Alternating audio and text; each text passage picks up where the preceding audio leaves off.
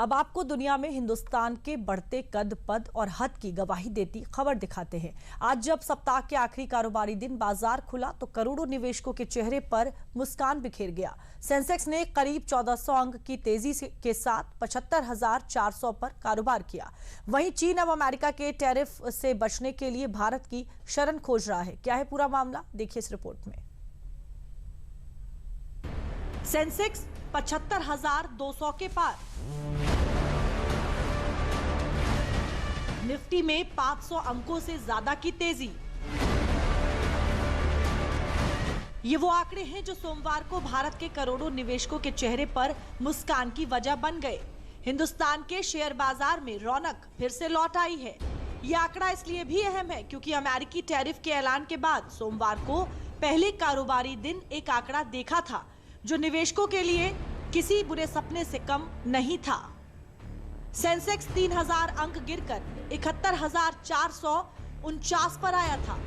Nifty में 1,000 अंक गिरकर 21,758 पर आया था। इन आंकड़ों ने हिंदुस्तान में करोड़ों निवेशकों को अनिश्चितताओं के अंधकार में झोंक दिया था। लेकिन अब जब अमेरिका ने भारत समेत 75 देशों को टैरिफ से राहत दी तो हिंदुस्तान के शेयर बाजार में रौनक फिर से लौट आई। सप्ताह के पहले दिन जो बाजार औंधे मुंह गिर गया था, गिरावट ऐसी थी कि पहले कारोबारी दिन को ब्लैक मंडे का तमगा दिया गया। लेकिन हफ्ते के आखिरी कारोबारी दिन यानी शुक्रवार को वही बाजार फिर से अपने पुराने परवान पर आ गया, ठीक उस कंडीशन में जिस कंडीशन में वो ट्रंप के टैरिफ अटैक से पहले था। 11 अप्रैल सेंसेक्स ने करीब 1400 अंक की तेजी के साथ 75,200 पर कारोबार किया। निफ्टी ने भी 450 अंकों की तेजी के साथ 22,850 पर कारोबार किया। फार्मा और मेटल शेयरों में सबसे ज्यादा खरीदारी की गई। निफ्टी मेटल इंडेक्स में 4.3% और फार्मा में 2% ऊपर कारोबार हुआ। शुक्रवार को बाजार खुलते ही कारोबार में जबरदस्त उछाल देखी गई।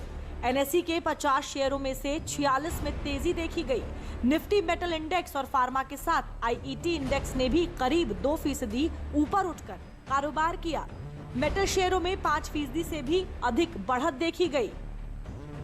टाटा स्टील के शेयर में 5.24%, सेल के शेयर 4.83%, जेएसडब्ल्यू स्टील के शेयर 4.64%, हिंडाल्को के शेयर 4.46% और वेदांता के शेयर की 4.32% की बढ़त के साथ खरीदारी हुई। अमेरिका ने 9 अप्रैल को चीन को छोड़कर अन्य सभी देशों पर रेसिप्रोकल टैरिफ को 90 दिनों के लिए टाल दिया था, जिसके बाद दुनिया भर के शेयर बाजार में रौनक वापस आ गई। 9 अप्रैल को ट्रंप के फैसले के बाद अमेरिकी बाजार 12% चढ़कर बंद हुआ था। वहीं 10 अप्रैल को ट्रंप के फैसले का असर दुनिया भर के बाजार में देखने को मिला। 10 अप्रैल को एशियाई बाजारों में 10% तक की तेजी आई थी, लेकिन भारतीय बाजार 10 अप्रैल को महावीर जयंती के कारण बंद था। लिहाजा जब 11 अप्रैल शुक्रवार को कारोबार की शुरुआत हुई तो बाजार में तेजी दर्ज की गई। बाजार में तेजी के 2 सबसे बड़ी वजह को भी जान लीजिए। अमेरिकी टैरिफ से 90 दिन की राहत, भारत और अमेरिका के बीच ट्रेड डील होने की उम्मीद का असर। ट्रंप के टैरिफ से रियायत के बाद ये उम्मीद भी थी कि भारतीय बाजार में रौनक वापस आएगी, लेकिन शेयर बाजार में तेजी का एक बड़ा कारण भारत और अमेरिका के बीच ट्रेड डील होने के आसार भी हैं। अमेरिका ने चीन को टैरिफ में कोई छूट नहीं दी है, लिहाजा भारतीय एक्सपर्ट्स को शॉर्ट टर्म में एडवांटेज मिल सकता है। टैरिफ से 90 दिनों की राहत से भारत और अमेरिका के बीच द्विपक्षीय व्यापार समझौते को गति मिलने की भी उम्मीद जताई जा रही है। प्रधानमंत्री मोदी जी और प्रेसिडेंट ट्रंप ने फरवरी में ही निर्णय ले लिया था कि हम आपसी संबंध बढ़ाते हुए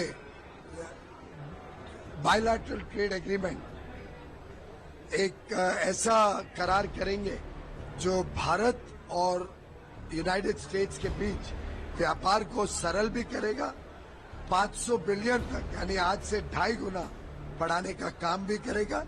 देशवासियों को नौकरी के और अधिक साधन मिलेंगे, देश की अर्थव्यवस्था को और बल मिलेगा। तो मैं समझता हूँ भारत तो वैसे भी इस रेस में आगे था और हमारी बातचीत बहुत अच्छी प्रोग्रेस कर रही है। इधर अमेरिका और चीन के बीच ट्रेड वॉर लगातार बढ़ता ही जा रहा है। अमेरिका ने चीन से आने वाले सामानों पर टैरिफ बढ़ाकर 145% कर दिया है। ट्रंप प्रशासन ने चीन से आयातित कम मूल्य वाले पैकेजों पर अलग से टैरिफ बढ़ाने का ऐलान कर दिया है। चीन और अमेरिका के बीच छिड़े इस ट्रेड वॉर का सीधा फायदा भारत को होता दिख रहा है। ट्रंप के चाइना पर टैरिफ वॉर से भारत में इलेक्ट्रॉनिक आइटम सस्ते होने के आसार दिख रहे हैं। चीन ने भारत की कंपनियों को इलेक्ट्रॉनिक सामान और सेमीकंडक्टर चिप आयात करने पर 5% डिस्काउंट देने की बात कही है। चीन में इलेक्ट्रॉनिक सामान का उत्पादन करने वाली कंपनियों ने भारत को ऑफर दिया। इलेक्ट्रॉनिक सामान का आयात करने पर भारत की कंपनियों को 5% डिस्काउंट का ऑफर। भारत में बनने वाले इलेक्ट्रॉनिक सामानों के 3/4 पार्ट्स चीन से आते हैं। Smartphone, washing machine, TV, fridge और एसी जैसे इलेक्ट्रॉनिक सामान सस्ते हो सकते हैं। हालांकि ये चीन की भारत पर मेहरबानी नहीं बल्कि उसकी मजबूरी ही मानी जाएगी।